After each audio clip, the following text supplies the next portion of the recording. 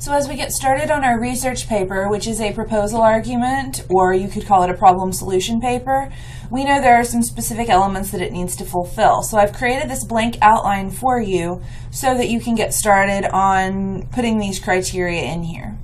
Now that doesn't mean that you'll necessarily be filling in every blank. That means in some places you may have more blanks, so you need to add lines. In some places you may take something away, so you may have a very brief background and not need 3 lines. You may have a longer background and need 5 or 6 lines. It's going to depend on your specific argument, but this does name a lot of elements that are important for proposal arguments, and hopefully you can get a broad view of what you're going to need to include in your paper.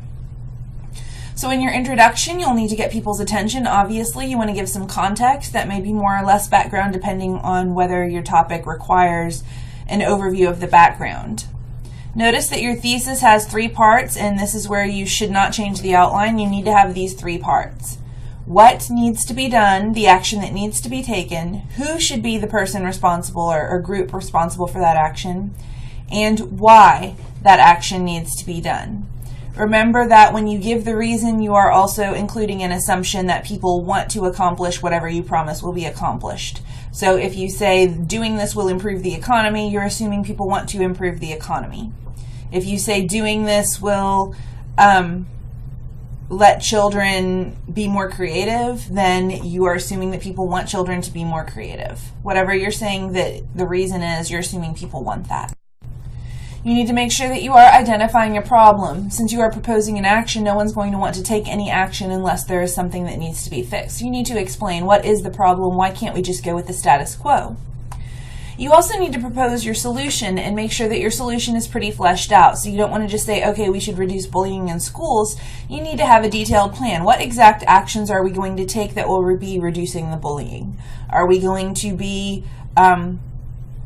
implementing new rules, putting new training in place? What specifically is going to happen? You also need to prove that your solution is necessary.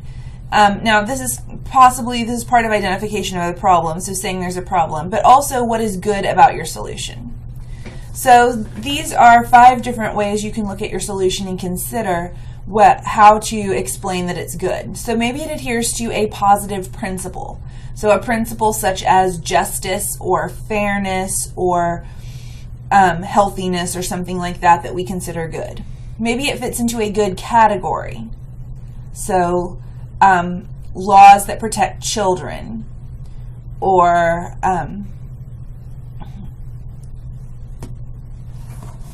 patriotic activities, or something that's a good positive category. Consequences is a little bit of a clearer one for most people. Obviously, you probably want a proposal because something positive is going to happen. It will reduce bullying, or it will raise students' grades, or it will help poor people have access to health care, something like that. You can show that what you're proposing has been successful in a different situation. So maybe this is what they do in Sweden and it works, or maybe this is what they do in Colorado and it works, or something in some other place where it works, what you want us to do here, or nearby. You can also say that it's like another action that we consider good. So we as a society have said, hey, it's a pretty good idea to license drivers, so if whatever you're proposing is similar to licensing drivers, and you can make us see that it's just like licensing drivers, then you can make people agree with it. Or if it's similar to, let's say free K-12 education that we've already established, then you can say, hey, it's like this, to make people want to do it. You also need to have some kind of reason to believe that whatever you are proposing will actually work. So why do you think that your solution will work? Now, again, if it's been successful somewhere else, then that is a reason that it might work. You can use logical leaps.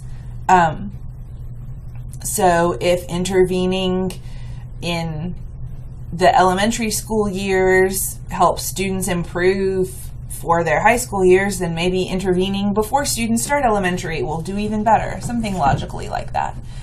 Some kind of reason to believe that your activity will actually work. You do need to include an opposing argument with this. We do have a separate lecture that talks about counter-arguments, different kinds of counter-arguments you might encounter, how to disprove them or rebut them.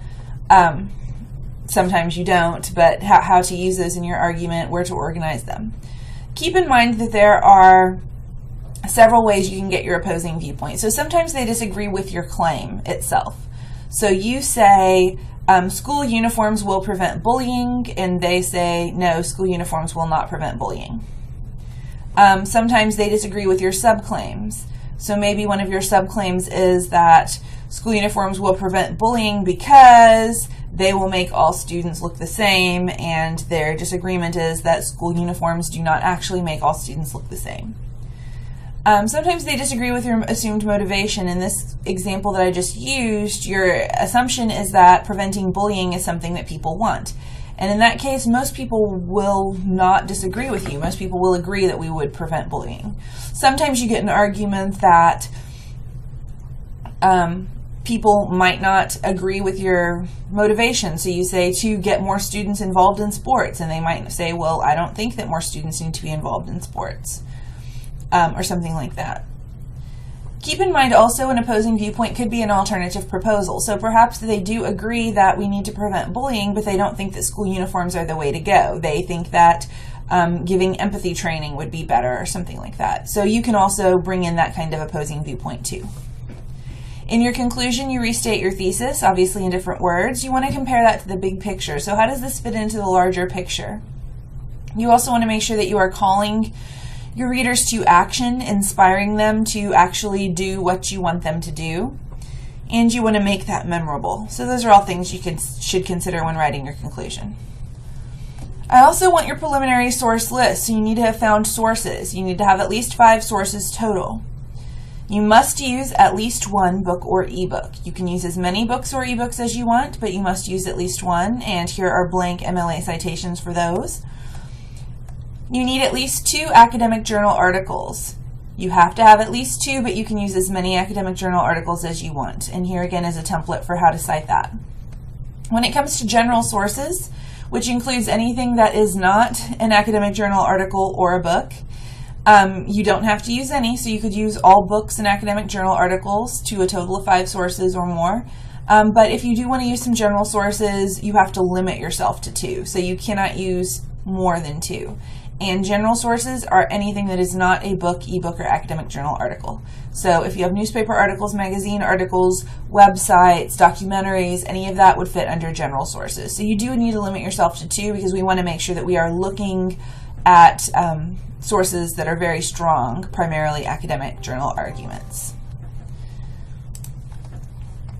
So you also need to make sure that one of your sources includes an opposing viewpoint. That can be any kind of source. It could be your general source. It could be your academic journal article, your book, any of those. Also, just because that source includes an opposing viewpoint doesn't mean it might not also include support for your argument.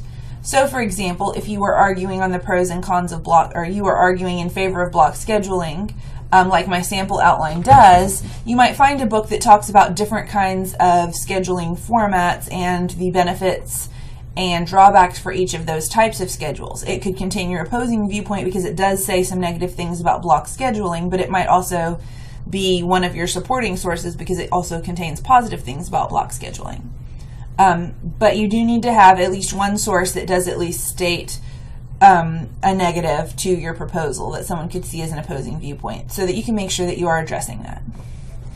Like I said, there is a sample of this blank form that has been completely filled out with a sample subject on block scheduling that you can view if you want to see what it might look like when it's filled out. Remember that you can edit it to adjust it to fit your particular argument, but you shouldn't be editing it too much. Remember that you should have a very substantial outline that you are submitting for this essay.